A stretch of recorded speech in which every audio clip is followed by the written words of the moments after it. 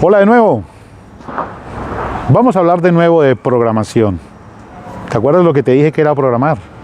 Sí, efectivamente, programar es hacer que la tecnología haga algo por nosotros. Programar es hacer que todo el potencial de la tecnología en el procesamiento, en el almacenamiento y en la respuesta esté al servicio de nuestras soluciones y nos ayude a resolver problemas. Eso es programar, ¿sí? Pues bien, el mundo que nos rodea, nosotros podemos describirlo a nivel de datos. Podemos escribirlo con datos. Podemos decir qué tan alto es un edificio, cuántos pisos tiene. Podemos decir de qué color está pintado. Podemos decir cuántos apartamentos tiene por piso. Podemos decir un montón de cosas en datos como tales. Si el mundo lo podemos describir a través de datos, significa que los datos los podemos almacenar. Y entonces aquí les voy a hablar de un segundo paradigma de programación. Se llama el paradigma imperativo. Recuerden ustedes que es un paradigma. Un paradigma es un enfoque, una forma de resolver un problema que es aceptada por una comunidad.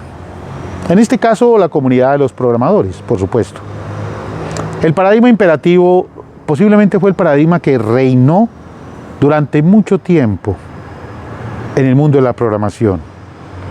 Era un paradigma sencillo, fácil, cómodo, con unos elementos muy simples para aplicarlos y sobre todo con un enfoque muy interesante, buscando describir el mundo a través de datos, pero datos que se debían almacenar. Esa es su característica. La programación imperativa entonces se llama imperativa porque allí es donde se acuñó el concepto de orden. Las órdenes que se le dan a un computador, él simplemente las cumple. Entonces es imperativa porque esa orden es ineludible. El paradigma imperativo está constituido básicamente por un concepto de almacenamiento y tres estructuras de funcionamiento. Hablemos primero de las estructuras. Cuando hablamos de tres estructuras, decimos que son los fundamentos sobre los cuales está construido este paradigma y que se basan, por supuesto, se derivan de la vida cotidiana, de la vida normal, pero de una apropiación de esa vida mediada por la lógica computacional de la cual hablamos en el primer video. El primero de ellos es la secuencia de instrucciones. La secuencia de instrucciones es la primera estructura. ¿Qué es una secuencia de instrucciones? Muy sencillo, es un conjunto de instrucciones en donde cada instrucción se realiza antes de la siguiente y después de la anterior, exceptuando la primera, que no tiene quien la preceda, y la última, que no tiene quien esté después de ella. De eso se trata la secuencia de instrucciones. Bueno, en la vida como corriente nosotros hacemos muchas secuencias de instrucciones. Cuando caminamos, por ejemplo, es una secuencia de pasos. Cuando estamos comiendo, es una secuencia de acciones de llevar la cuchara hasta la boca. Cuando estamos masticando, es una secuencia de movimientos de la quijada. El mundo de hoy está escrito en esa secuencia. La segunda son los condicionales. Los condicionales es la capacidad que nos ofrece el computador de escoger uno de entre dos caminos lógicos. Ojo, caminos lógicos, porque hablamos de lógica computacional. Eso quiere decir que para poder tomar una decisión o para hacer efectivo un condicional, se necesitan escribir unas condiciones, como dice su nombre. ¿Y qué es una condición? Es una expresión escrita con unos operadores que pueden ser aritméticos, relacionales o booleanos. Los aritméticos son aquellos que generan un resultado. Los relacionales son aquellos que nos generan una respuesta falsa o verdadera. Y los booleanos son aquellos que nos permiten relacionar, conectar expresiones relacionales. Y que también generan una respuesta verdadera o falsa. Bien, las condiciones se evalúan a la luz de dos caminos. ¿Se cumple la condición o no se cumple? ¿Es verdadera o es falsa? Si la condición es verdadera, se ejecutan un conjunto de instrucciones que nosotros especificamos. Si la condición es falsa, se ejecuta otro conjunto de instrucciones. El mundo de hoy también lo podemos describir con esa estructura. Cuando nosotros decimos mañana qué voy a hacer, ¿será que voy a caminar? ¿O me quedo en la casa viendo televisión? Ahí tenemos un condicional.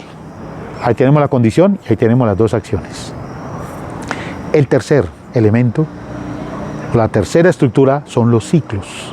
Los ciclos son procesos repetitivos. ¿Cuántas veces se hace un ciclo? Depende de la condición.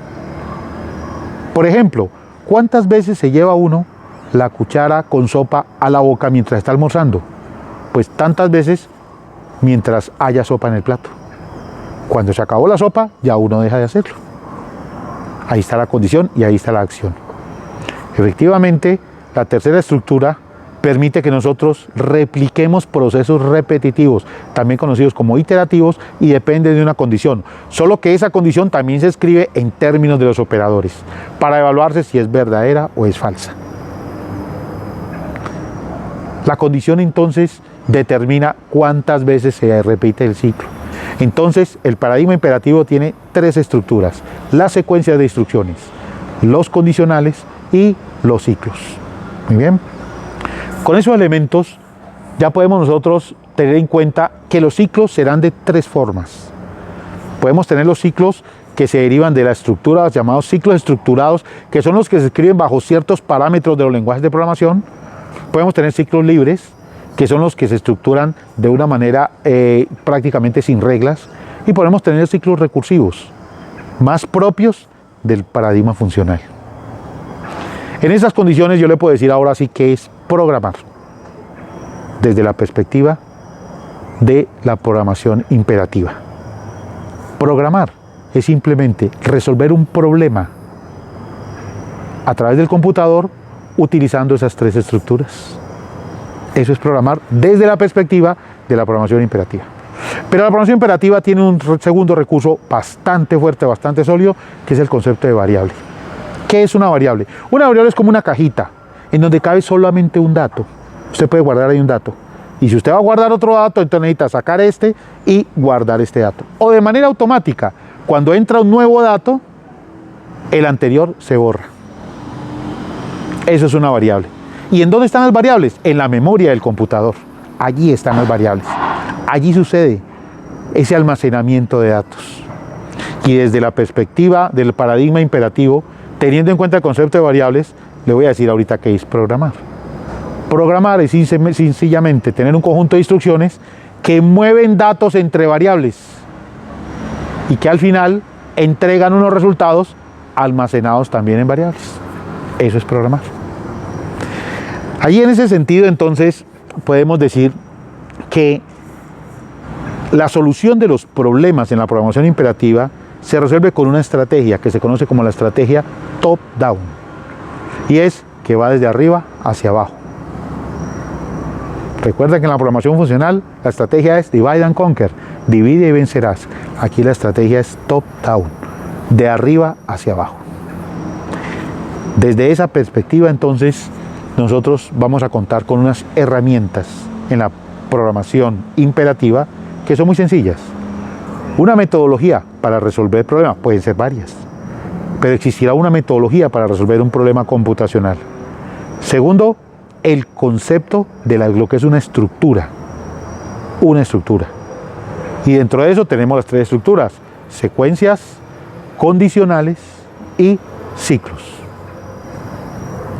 Tercero, conjuntos de datos. Sin lugar a dudas, conjuntos de datos, en donde se involucran los vectores y las matrices. Hay otros conjuntos, pero en términos generales, los vectores y las matrices constituyen el núcleo de estudio de la programación imperativa. ¿Qué es un vector? Es un conjunto de datos en donde cada dato ocupa una posición y donde cada posición es importante. Como cuando usted está en la fila de un banco y el cajero dice, venga la tercera persona, y uno sabe cuál es la tercera persona, porque sabe cuál es la primera, cuál es la segunda y cuál es la tercera. Y uno se pregunta, ¿y por qué van a atender la tercera primera de primero si yo estoy de segundo en esta fila? ¿Cierto? Y los segundos son las matrices. Las matrices son conjuntos de datos organizados en forma de filas y columnas.